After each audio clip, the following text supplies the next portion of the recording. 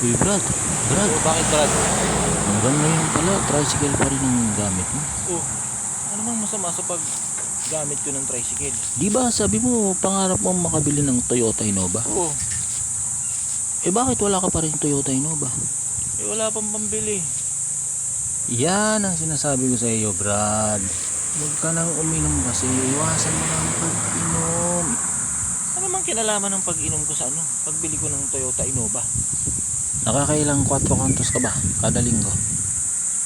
Mga 3 o 4, Ilang years ka na bang umiinom? 20 years na. Bakit ba kasi?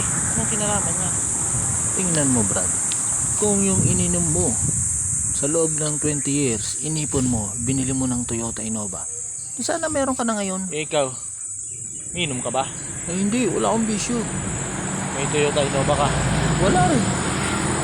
Malis ka daw dito. Nalaman mong Tignan, buhay mo. parang nagtatanong Ano lang. kang pakialamero? Anak ka ng pu. Anak ka ng